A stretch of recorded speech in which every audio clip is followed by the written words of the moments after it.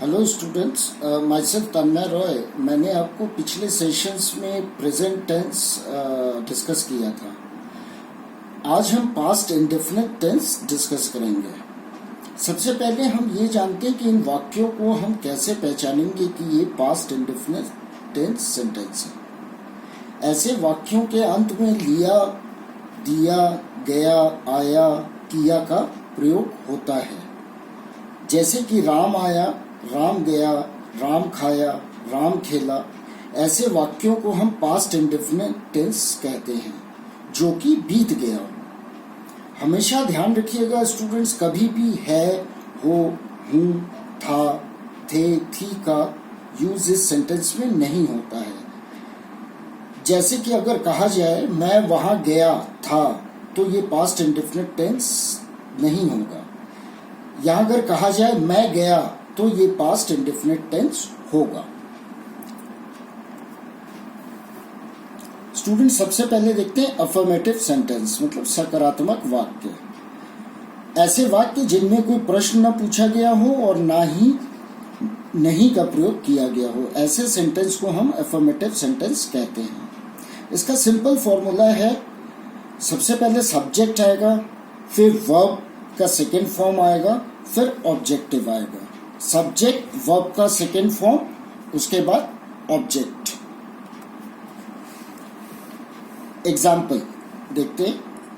He went to school, वह school गया। इस सब्जेक्ट में है सब्जेक्ट ही और वर्ब है जाना, और जाने का सेकेंड फॉर्म गो का वेंट, और ऑब्जेक्ट है स्कूल और टू है प्रीपोजिशन। तो he went to school, very simple. फिर नेक्स्ट एग्जाम्पल है ही रोट अ लेटर, उसने एक पत्र लिखा। इसमें सब्जेक्ट है ही और क्रिया है लिखना, और लिखने का सेकेंड फॉर्म होगा wrote. He wrote a letter. I gave him a pen, मैंने उसे एक पेन दिया। सब्जेक्ट है आई और वर्ब है देना, देने का सेकेंड फॉर्म होगा गिव का गेव, और फिर आएगा ऑब्जेक्ट।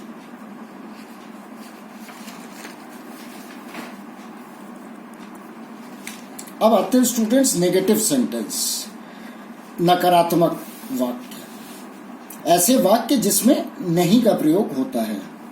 इसका सिंपल फॉर्मूला है, सब्जेक्ट होगा, फिर डिड आएगा, डिड या हेल्पिंग वर्ब है, फिर नॉट आएगा, फिर वर्ब का फर्स्ट फॉर्म, फिर ऑब्जेक्ट आएगा।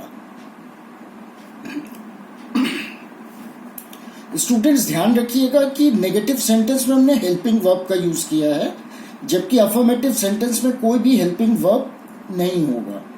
वहां सिर्फ मेन वर्ब होगा, मेन वर्ब का सेकेंड फॉर्म ही यूज होगा, और इसके बाद फिर नॉट, फिर वर्ब, फिर ऑब्जेक्ट आएगा। राइट, एग्जाम्पल आते हैं। Ram did not go to school, Ram school नहीं गया।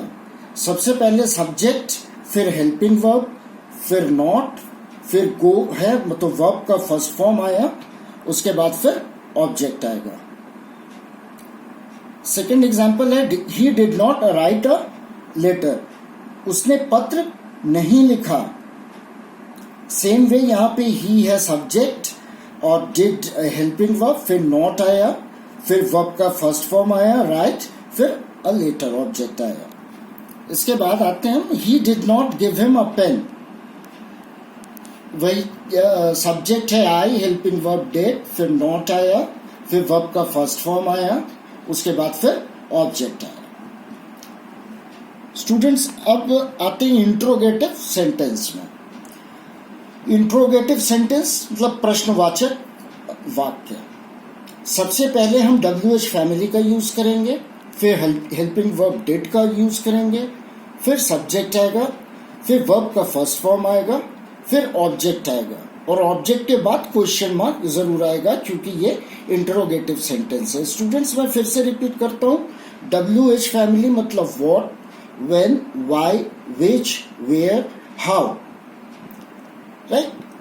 अब एग्जाम्पल में आते हैं। डिड यू से, क्या तुमने कहा। व्हाट डिड यू से, तुमने क्या कहा।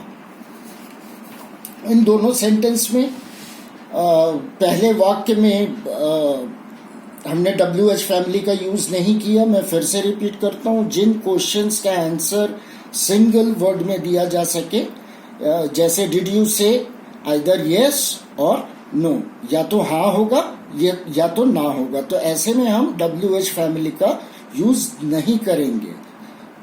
फिर आते हैं हम व्हाट डिड यू से, तुमने क्या कहा।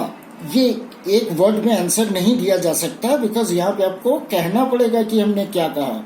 What did you say, right.